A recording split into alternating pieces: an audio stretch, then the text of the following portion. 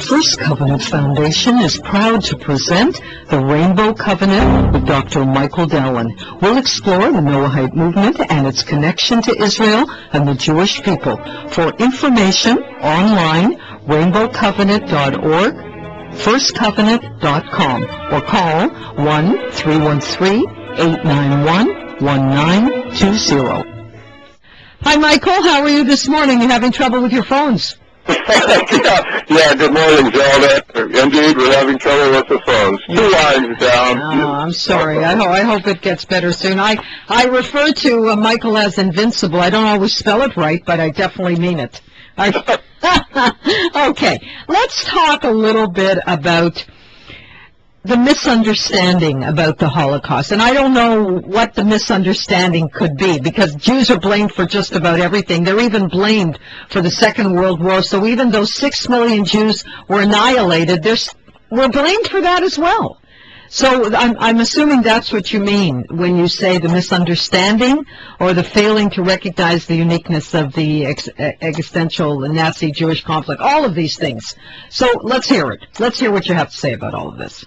Well, the narrative of the Holocaust has largely been defined by irreligious people who don't understand what it is to be Jewish, who weren't nuts about being Jewish in the first place. I just read a book by a wonderful man, Witness to Nuremberg, by a Richard W. Sonnenfeld, who went on to become a vice president of NBC. He helped invent color television. He was a German Jew who used to start the morning as a kid with a piece of black bread and a lump of lard.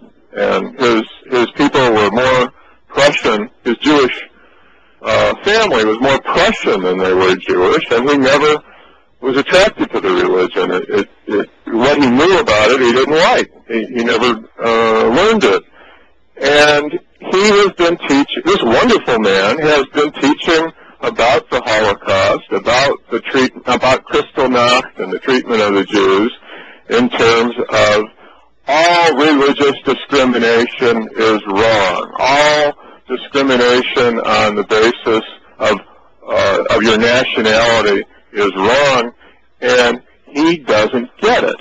He doesn't understand that this was a peculiar Nazi thing, that the Nazis then making the same noises about the Jewish people that Hamas and Israel's most virulent enemies, Fatah, and the rest of them. Iran, you forgot Iran, and I can give you about 20 other places, but anyway. And 20 other peoples. And when it comes to the Jewish people, you're not talking about racism, you're not talking about some idea that the Jews are an inferior people. Nobody calls the Jews stupid. What they call the Jews are the enemies of all humanity. Now, right now, the Nazis went way out of their way in order to kill Jews. Their idea was that the existence of Jews anywhere was a mortal threat to the German people. After Stalingrad, Hitler blamed the Jews more than ever.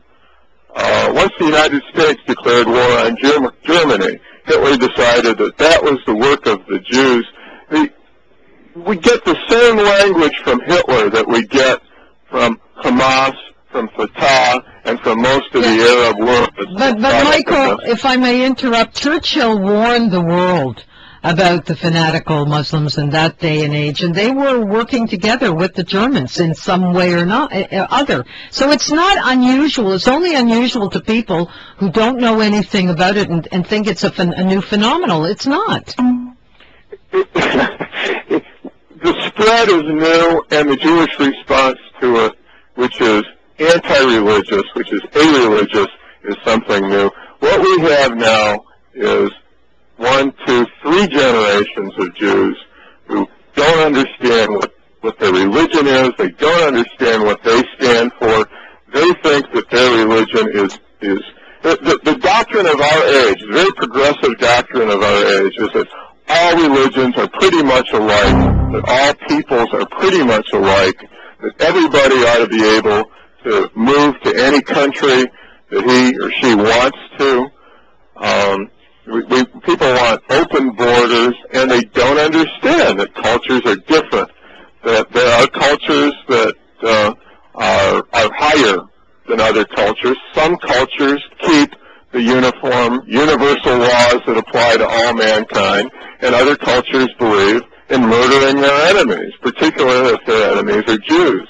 But how do you determine what an enemy is? What is an enemy? Because they have Jerusalem, or because they are smart and intelligent, they produce all kinds of miraculous things? Is that the reason to blame them and hate them? I thought you'd embrace them for that.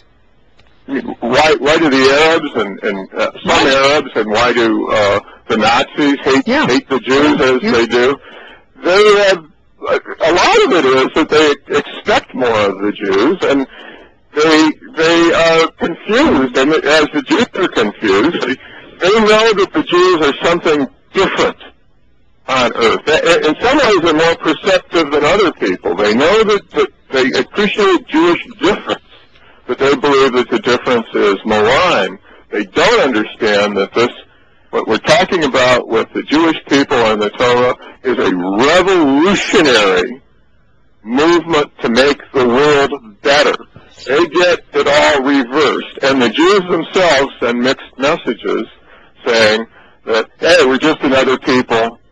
They send messages of a rootless progressivism that really are damaging to the world. We are the world's most fervent progressives, so-called progressives.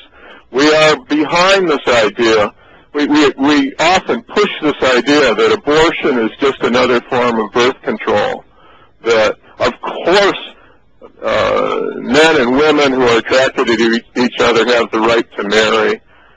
We frequently push this relativism and progressivism sometimes in place of what we're supposed to advance, which is God consciousness in the world, Torah in the world. The Jews in the world are frequently the world's leading atheists, and we don't understand what we've got here. What we've got here is the first covenant, this priestly doctrine for all mankind. We have Torah and God consciousness and the principles of righteousness for all mankind. But most Jews today wouldn't know the Bible if they fell over it. They have rejected that by and large. And even the religious Jews don't understand very frequently that this third Jewish commonwealth that we're building in Israel is the real thing. This is something of cosmic import, and they reject that. Michael, so, we're totally out of time, unfortunately. We're just getting to the heart of the matter. But the Rainbow Covenant is a book that you need to pick up. You need to see it. You need to read it.